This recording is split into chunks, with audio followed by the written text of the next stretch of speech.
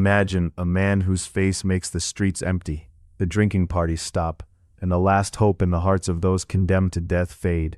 He is not a king, not a judge, not a soldier. He is just the last hand. In medieval Europe, these executioners were the darkest face of power, those who would kill in front of the public, while they themselves lived with the smell of hatred, curses, and blood. The crowd always heard the sound first: wood under boots, rope pulled tight, steel lifted into the gray morning air, and then silence. Not mercy, not justice, silence. Because somewhere beside the scaffold stood the one man everyone feared almost as much as the condemned. The executioner, not a judge, not a king, not a priest, just the final hand, the hand that turned a sentence into a corpse. In medieval and early modern Europe, executioners lived in a strange, cursed space. Rulers needed them, crowds obsessed over them, but nobody wanted them near their homes, their churches, or their tables. They were summoned when society wanted blood, then pushed back into the shadows when the spectacle was over. Their work was public, their lives were hidden, and the more skilled they became at death, the more untouchable they were supposed to be.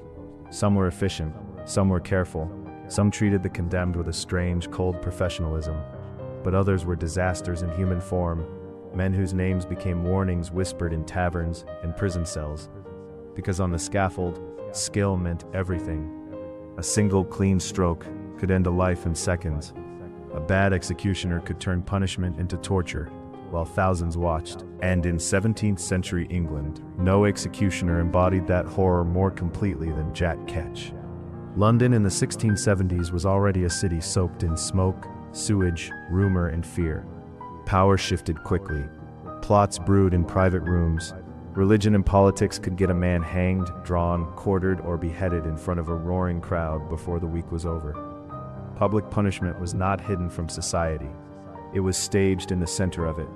And Jack Ketch stood at the center of that stage, like a nightmare no one could wake from.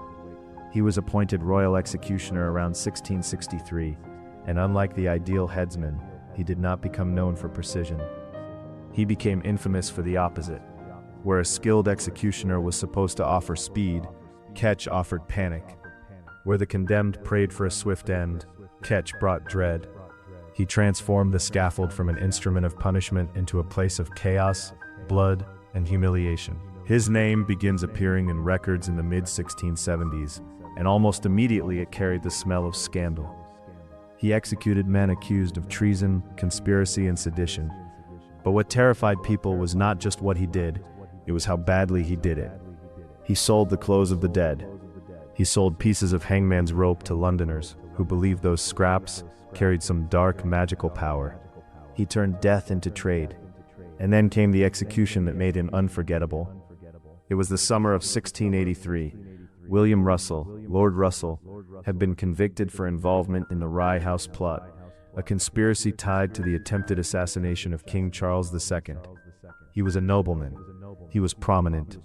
And like many men facing the block, he understood one brutal truth. The difference between death and agony might depend on the man holding the axe. So Russell paid Ketch 10 guineas the night before, a customary bribe for a clean execution, a quick death, a final transaction for dignity. Morning came. Russell knelt. The crowd pressed close. Then Ketch swung.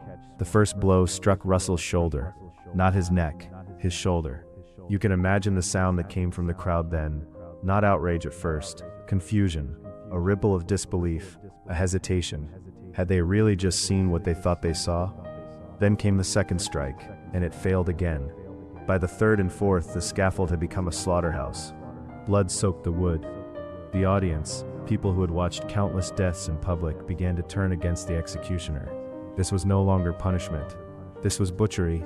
According to one famous account, Russell looked up between blows and cried out, "You dog, did I give you 10 guineas to use me so inhumanely?" Whether those exact words were spoken or not, they survived because they felt true. They captured the horror of the moment perfectly. A condemned man still alive, forced to plead with the man meant to end his suffering. When it was over, Ketch needed guards to escape. The crowd was furious. Had they gotten hold of him, they might have torn him apart right there.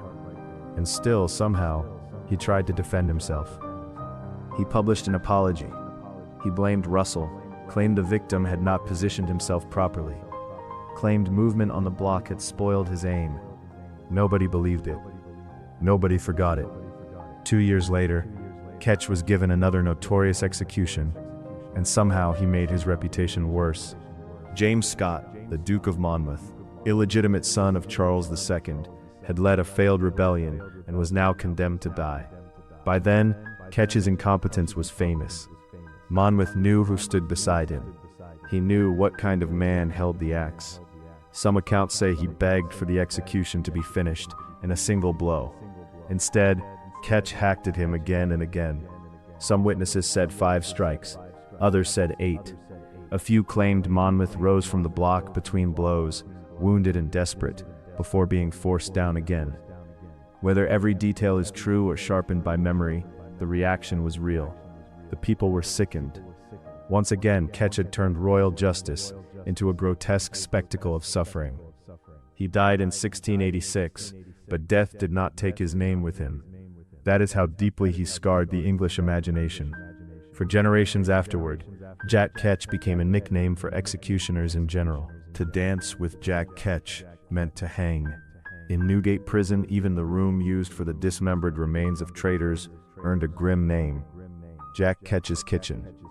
That is what makes executioners so haunting. The worst of them did not just kill, they lingered. They became folklore. A shadow passed from one generation to the next. But not every executioner was remembered as a butcher. Some were feared for a different reason. Not because they failed, but because they recorded death with such cold precision that centuries later, their words still feel like a door opening into another world. Lessons for us from this story. 1. Power without humanity becomes cruelty, even when it hides behind the law. 2. A society that turns suffering into public entertainment slowly loses its own morality. 3. Fear can make one man infamous, but incompetence can make him unforgettable. 4. History remembers not only the victims of violence, but also the hands that carried it out.